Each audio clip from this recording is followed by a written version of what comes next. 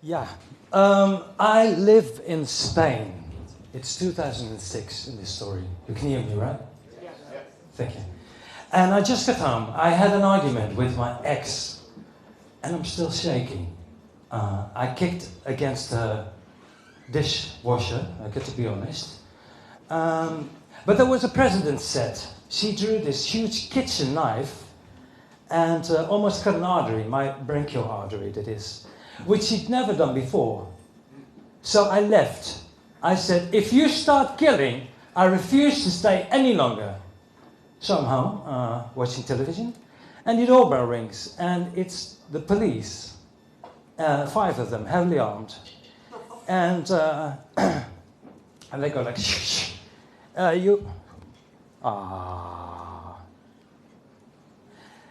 Police officer says, are you Tristan Lonley? And I said, yes. Well, you're under arrest. I said, under arrest for what? They say, may we come in? You're not busy or anything. And I'm about to witness the weirdest arrest in human history. So they walk in. Are you having dinner? I said, yeah, I'm arrested for what exactly? Why am I being arrested? And they say, arrest? Oh, yeah, right. Why is he arrested? For domestic... And he said, the other officer said, domestic violence. Domestic violence. I said, domestic violence? I said, is it about tonight? I said, no. My ex tried to stab me with a kitchen knife. And he says, well, yes, I see, but it's got nothing to do with us. We just do the arrests. You just do the... All right. Well, he says you have the right... the right? Yeah, the right. To remain... Yeah, I know. You have the right to remain... Damn it. Silent. Yeah, no, whatever. He says, sorry, miles away. Look, we're all tired because we've been arresting men all night. You're going to eat that? I said, no, sure, go ahead. And it's really true. And he says, yeah, it's a new law against domestic violence. You have to remember the officers are all men, which explains this quite weird story and this bizarre arrest. And he says, well, off we go then. How about your dinner? I said, well, yeah, no, never mind my dinner. But you can have a spare rib right there. I said, no, I'm okay. Well, okie dokie then. And inside the police car, cuffed and all, I think, that was weird, you know? And I'm thrown into this dungeon, not even a bed, and it's winter. And I don't... Have you seen the movie Midnight Express? Yeah. Well, it's like just like that, but then without the bed. And so I sit down, and out of the darkness comes this Spanish voice. It's, okay. So what about you? I said, I don't know. My ex, I think look, I kicked against the dishwasher. But that's domestic appliance, that's not domestic violence.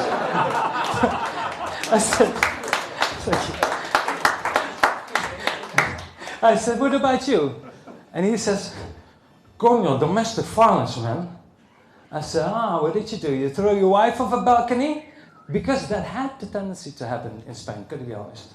And that's bloody awful. Hence that new law. I say, what did you do? And he says, okay. I commented on my wife's new orange juice squeezer. I say, and then you threw your wife off the balcony? And he says, no, man, no balconies. Are you kidding? You threw the orange juice squeezer off of the balcony. He says, stop talking about balconies, man. No, I was only kidding about my wife's orange juice squeezer. Now look at me now. I'm in jail. I said, you must be joking. He says, no, man. And this is nothing compared to the other guy who was here. He lost his house, man. His kid. His money. Everything. Fucking domestic violence in Spain, man. I said, his house, his child. I said, what did he do? He said he fallen. I said, well, I didn't quite catch that. Yeah, okay. He farted while his wife was speaking. I said, he farted while his wife was... I said, that's not breaking the law. It's breaking wind, but it's terrible. No house, no child, but where does he sleep? And he says, oh, he no sleep, man. He dead. Yeah, that's right. Committed suicide, poor bastard.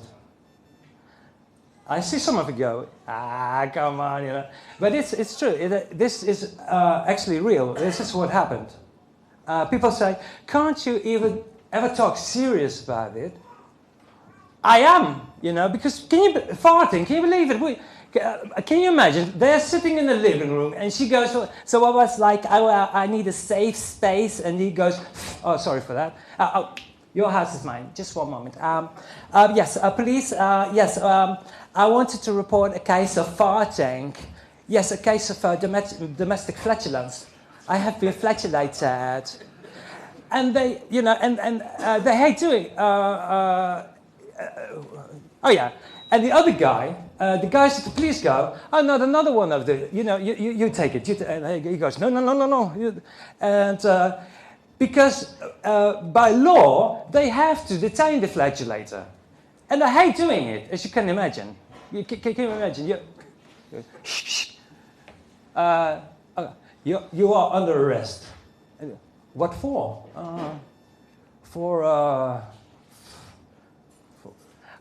Just get in the car, please. But roll down the window just to make sure. And it's, I know this sounds like a pretty bad stand-up, but this is what happened again. So next morning, a quick trial. And it's so quick, my trial is over faster than you can say misandry. But yeah, it was a female courtroom. Apart from the restraining order and the community service, the verdict is €4,000 a month, alimony. But she didn't get the house, which was all of the plan. This is Spanish law. She wanted the house. And because I would say to her later, because in order to get my house, you should have claimed that the violence occurred in my bloody house, not yours. Yes, but I didn't know that. If you destroy a man, you do it properly. So my ex proposes mediation. And I'm not seeing my child. You have to remember, I'm not seeing my child, so I go along with it.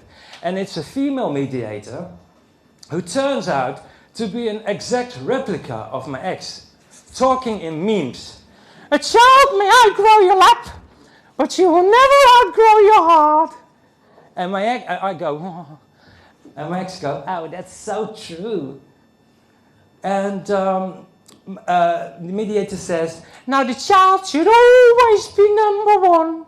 A female media messenger of the bleeding obvious. 10 years ago, I used to joke about these kind of people. Well, Tristan, isn't your child number one? My child number one? Well, no. She's currently number 34, right between engineering and playing the flute, you know. And women go, really, the woman will go, you know, is he like serious? I said, well, of course I'm not serious, you stupid woman. Can't you see I'm joking? No, they can't see I'm joking. And I know. So all these mediation sessions, I play along. I sound like Alexandria Ocasio-Cortez. So I go like, yes, I see. Yes, it's rest, resilience, and respect. And just by imitating Ocasio-Cortez, I win the bloody argument. Well, Beth, your daughter needs her mother, her father, well, just as she needs her mother. And I go, my point exactly. So Beth, she takes me to court. And a female judge, because maybe you think, not a male judge? No. A female judge says, shall we commence? Well, so I lose custody and I don't see my daughter for about 7 consecutive years. Yeah. Then one night I get a phone call and it's my daughter. So what? She has been physically attacked by the mother. And I say, if it happens again, record everything. And it happens again. So I call Social Services Holland. I think I knew it. I just knew she would do that. I feel like Jordan Peterson versus Kathy Newman. Gotcha. Next day, my daughter Rose is being interrogated by the doctors of social services, and the poor girl, she's scared. And the assistant says, "We're here for the children, and for the children's children, for you, and for me," and, well, you know the song. So I finally, my daughter says, "Well, okay, my mother assaulted me." And the doctor says, "I don't believe you." And my daughter says, "No, it's true. Look at the bruise. Here, here, here, and here." And doctor says, "They're fake." She says, "How can this be fake?" "You could have applied special effects makeup."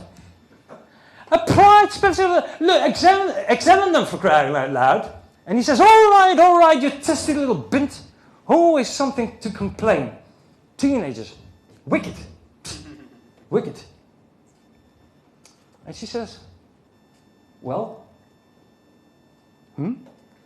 The bruises." "Right, the bruises. Yeah, well, have a look. Yeah, okay, finished." "Finished," she says. "Well, you haven't even started looking properly." Yeah, and he says, look, "For all I know, you could have all done this to yourself." And my daughter says, "I wouldn't punch myself 3 hematomas now, would I? Teenagers do. Now, off you go, back to your mother."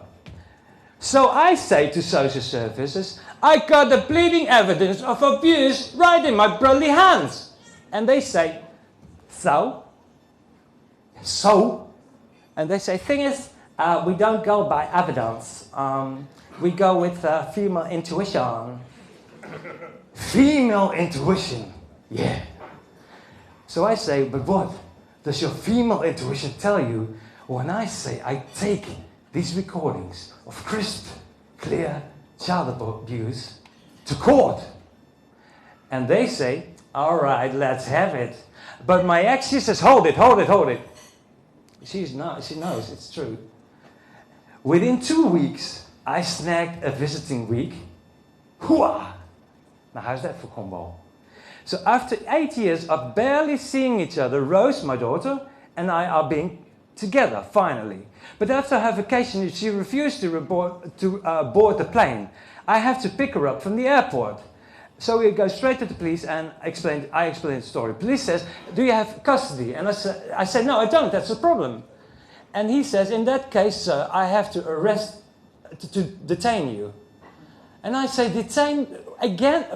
What for?" And he says, "Child abduction." I said, "Right, fine, suit me, arrest me. And just when he's about to take out his handcuffs, his colleague recognizes me, and he says, "Domestic dishwasher case, right?" And the Spanish police, they let me go. We get home, and of course there's a call from Social Services Holland. "Mr. Lonley," he says. And I say, "Yes." "Interpol will issue an all-points bulletin for child abduction. 9 years in prison." And now I'm really panicking. And now all I can do is bluff. And now I start doing, this is really true, movie quotes. And to him, I say, okay. I talked to my lawyer. He's such a good lawyer. I take the evidence to the media. I take it to television. So by the time we're done, you'll be walking in Alaska. So dress warm. You know, but these bloody idiots, they fall for it. So 3 months later, I get my custody back. But my daughter, she gets sick. Makes sense, right? From all the stress. She's now with me in Spain. From losing faith and trust in adults, mainly. Can't eat, is losing weight. So she calls my lawyer. I call my lawyer. I say, "You gotta help. They're bloody killing my daughter." And he says, "You have the evidence of the abuse." I say, "Yeah." "Now what do you think the mother will do?" You tell me. I say, I don't know. He says, "Nothing. And without her, they cannot touch you or your daughter." Huh? And I go, aha. So after this call, I know I got the power, and I got my daughter. So, phone call, social services, and now it's a man. Mr. Lonley! And I say, hello, Mr. Services? Yes, we're getting down to brass tacks. Your ex filed a report stating your daughter is sick. And I say, did she now really? Well, hello, absolutely marvelous. And social services suspects your daughter living in this barren land has fallen victim to Munchausen. I say, the victim from Baron from Munchausen? He says, no. Munchausen syndrome, that is when the father intentionally makes the child sick. I say, because of the Baron? He says, no, to get attention. I say, from the Baron? Mr. Lonley, you can mock this all you want, but I don't think you realize the danger you're in. This is attempted murder, and that's serious. This is attempted murder, meaning a code red, and you will be detained. I said, by the Baron? Look, he says, there is no Baron. Your daughter's sickness, as described by your ex, is so alarming it made me blanch. I said, wow. Do you even understand what I'm saying here? I say, yeah, everything, but who's Blanche? No, look, he says, this is code red. You will be accused of attempted murder in the 2nd degree. And I say, 2nd degree? Well, that's not too bad then. And he says, what do you mean it's not too bad? You can get 10 years for this. Well, I say, at least it's not the electric chair, right? He says, look at the audience. If they wanted to be entertained, they would have hired Ricky Gervais or Sacha Cohen. I said, Baron. Will you stop with the Baron? There is no Baron, it's Munchausen. It's no bloody awful disease it is. And I said, no Baron. No. Not even the Duke. He says, stop it. Stop the nobility jokes. I said, well, you started it. I said, no, I didn't. You said, yes, you did when you said Baron. And he said, I meant Baron. Look, it doesn't matter. God, I hate this assignment. Now, look, I will order a code red. Will you give me your daughter or not? And I said, no. And then his voice changes. And this is, you have to, this is serious, right? He says, can I have your child, please? Only one. You can make new ones. and I say, why are you so keen on having my daughter? Why is that? And he says, oh. Getting all Illuminati now, are we? Talking about ties with pedophilia networks, are we now? And I say, no, not at all. Oh, well, never mind then. Because we're not affiliated. Not with any country except for Thailand. No, not with Thailand. No ties with any country whatsoever. I say, yeah, well, never mind. Yeah, I say, can you even order a code red? And then there's silence. I say, and this is important. I say, because when a father moves to another country, child visitation by law still applies. But at the end of the holiday, if the child doesn't want to board the plane, the captain, by law, cannot take her on board. So we cannot be touched, can we? And he says, you snotty little bastard. And I say, and now I got custody and all the evidence of abuse. You can't even order the code red, can you? I say, you falsified the reports, you coerced my daughter, and when it went bad, you cut that mother loose. I say, did you fake the code red? He says, I did the job. I say, did you fake the code red? And he says, you got that right, I did. That sounded familiar, right? A few good men. That's what we all are. And yeah, okay, I dramatized the last part a little, but it was almost literally what was said. In reality, it went like this. All right, I confess, we cannot touch you. We have been intimidating you. With the evidence you have, we can't do a bloody thing. But you have to tell, please don't tell anyone. I said, I won't. Honestly? I said, yeah. No interviews? I said, no. No speeches? No. No pointed sticks? I said, shut up. No talks or messages for men? Don't let them get to you. All fathers and mothers in the audience or anywhere, I have failed in so many ways, but I love my 3 children. I love my newfound wife, and I love being a father. And I wish you all my kind of success. Thank you.